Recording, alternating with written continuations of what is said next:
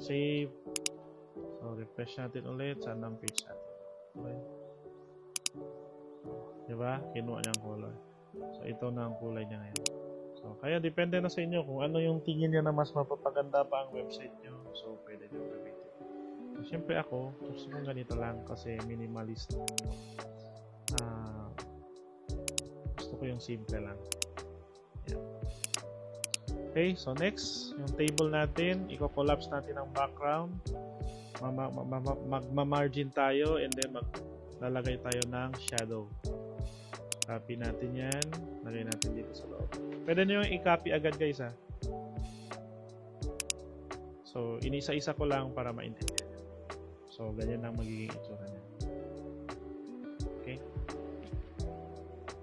So, ito, ano ako dito eh.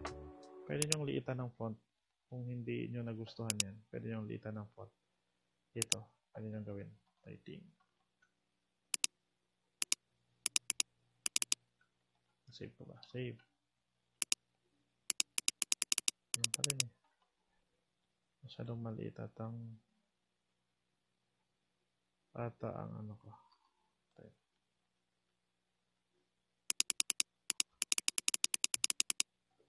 Wala. Yan pa rin eh. Hindi pa rin kasya eh. So, system lang tayo. Okay guys. So, next. Yan, TD. Yung padding niya kasi. Okay. Alignment center, tapos padding niya. Yan. So, medyo lumaki. Ano natin, diba? So, see the difference guys, no? Ito yung my code. So, ngayon, ito naman ang babaguhin natin. Ito. So, ang code niya ay link. Ito na, yung style link niya at saka yung hover niya. So, yan muna tayo. Ilagay natin sa baba ng style. Fresh. Yan. Diba, naging blue na siya. Tapos, wala na rin siyang underline. So, kung gusto nyong palitan ng kulay niyan, so, ito lang, yung color na to. Papalitan nyo. Yan, under sa A, tapos palitan nyo yung kulay niya. Kung kagaya kanina, di ba? Pumunta rin kayo ulit ito. Hanap kayo ng gusto nyong kulay. And then, yung hover niya, itong hover niya, kapag tinuro mo siya, okay, pag tinuro mo siya, then ba kaya ituturo mo, magpapalit ang itsura. Okay? Hover. Save. Fresh.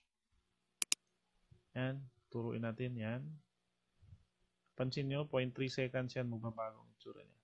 So, color combination wise, dapat kayo na mag-isip kung anong gusto nyo kulay. Magkakaroon din siya ng underline kasi pagdating dito, pag tinuro daw siya, ang kulay niya ay magiging kulay ganito at saka magkakaroon din siya ng decoration na underline. Okay, next code natin. Okay, ang footer style natin kasi naka-closespan 4 kasi siya, so papalitan natin ng background. Gusto natin ang kulay ng background niya ay blue. So kung may ibang kulay kayo ng background, depende na rin sa inyo. So copy natin yan. Paste natin dito.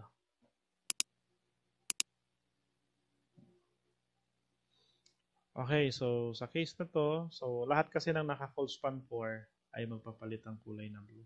So nagpalit dito, and nagpalit din dito, at nagpalit din dito. So ang gagawin natin ay tatanggalin natin ito dito, no? So very specific lang tayo. So kung ganyan ang nangyari sa inyo, pwede ninyong palitan yan. Pwede nating palitan lang kaagad ito. TD. Ang TD na to. Okay. So, lagyan natin ng ID. Sabihin natin siya si footer 1. So, siya si footer 1. Tapos, ang tatawagin natin dito sa taas, huwag na natin tawagin ang lahat ng TD na naka-closespan 4. Bakit? Kasi naka-closespan 4 din pala to. Diba? So, tatawagin na natin siya si number signs. Siya na ngayon si footer 1. Bakit hashtag footer1? Kasi pinalitan na, nilagyan natin siya ng ID footer1. Pag sinave natin yan, so hindi madadamay ang iba, di ba? Siya lang. Araw ba? Okay, so next. Anong gagawin natin next? Okay, ito para sa input fields natin. So, syempre, ganyan ang gusto natin, di ba? Para sa text, sa email, sa text area.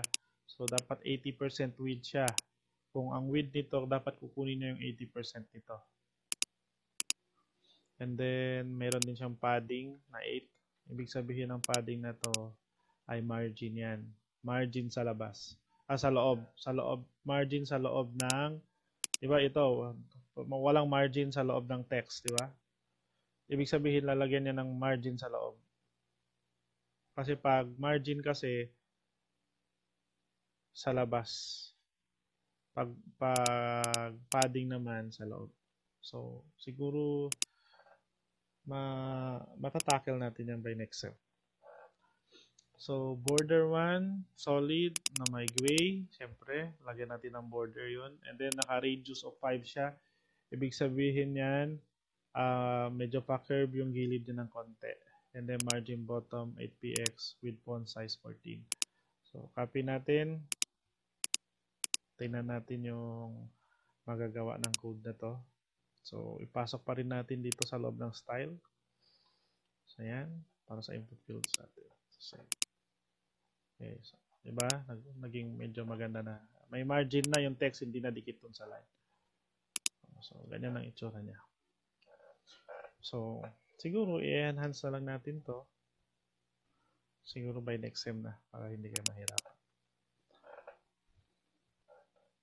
Okay, so next, ito. Yung button natin. So, sa case na to, wala tayong button kasi nandito sa activity 7 eh. So, anyway, just copy and paste this dito. Kahit wala siyang button. So, okay ba? And then, ito naman, pag hinaber mo ang button. So, sa mga color, background color, pwede nyong palitan. Lahat ng nakikita nyong ganyang number, pwede nyong palitan sa gusto nyong kulay. Okay, tingnan nyo lang. Ito, border. Background color. So, magpapalit ang background color ng footer. Yan. Ito, magpapalit naman ang pag-color. Ibig sabihin ng color, text. Pag background color, yung background niya. Pag color lang, ibig sabihin kulay ng text. Okay, ito kulay ng text ng A-Link. Magiging blue. And then, pag hinaber mo, magiging orange ata to. Okay, so save. Okay, so copy natin yan. Nalagay na ba natin to? Okay. Ayan. So, ayan na. Ayan na. So, kagaya ng sinabi ko, i-control A natin, copy natin yan. Hindi ko na i-explain sa ibang page ha. So, yan ang magiging itsura ng home natin. So, kayo nang bahala kung ano ang gusto nyong kulay. Palitan nyo na lang ang hexadecimal color niya. Okay.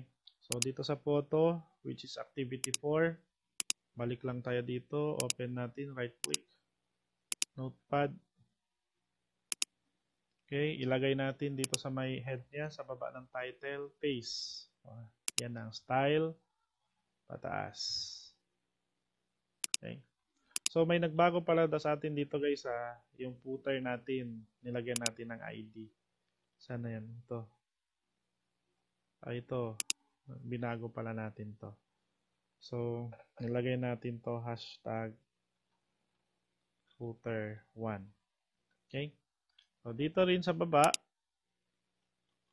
dun sa may footer natin, dito sa baba, lagyan natin to ng ID is equals to footer1. Para siya lang ang magiging kulay blue.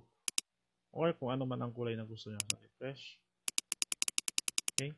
Ay, napalitan ko pala yung background nito kanina. Okay, so, balik. Copy ko na lang yung code na ginawa ko kanina. Kasi, remember, nagpalit tayo ng background dito kanina, hindi ko na ibalik ito, yung background color ng body natin. Kinuha kasi natin, ay, may gising pa, sino to? Sa chat natin to, sa chat. Okay, kinuha yun natin dito kanina. So, ibabalik ko lang ha. Ikakopy ko dito. Ito na lang ang i-copy natin, guys. Anyway, yung footer lang naman nung pinalitan dito at saka itong background color. So, kakopy ko lang yung style na yan hanggang dito sa baba. And then, pupunta ako dun sa activity 4. Okay. So, galing dito sa style, pababa. Kakopy ko rin. Paste ko dyan. Balik. Fresh. So, yan. Ito lang magiging itsura ng home and photo natin. So, video. So, ito naman. Gusto natin. Diba ganyan ang itsura niya, guys, no? Gusto natin maging ganyan ang itsura. Okay. So, ito yung activity 6. So, open natin ang activity 6. Right-click, open with notepad. Dito sa may taas ng head, sa baba ng title. Paste natin. Save. Fresh. So, okay, napalitan na natin lahat. Okay, so wala lang tayong about me. Yan, kasi wala siyang about me. Hindi ko alam anong layout nito. Sa mga hindi pa nakagawa ng activity 7, habol na guys, last na next week. Hindi na ako magbibigay ng chance after next week. Kasi para makumpleto ko na yung grades niya. So yan na, end of the tutorial. So good luck. Please submit as soon as you can. Goodbye guys, thank you.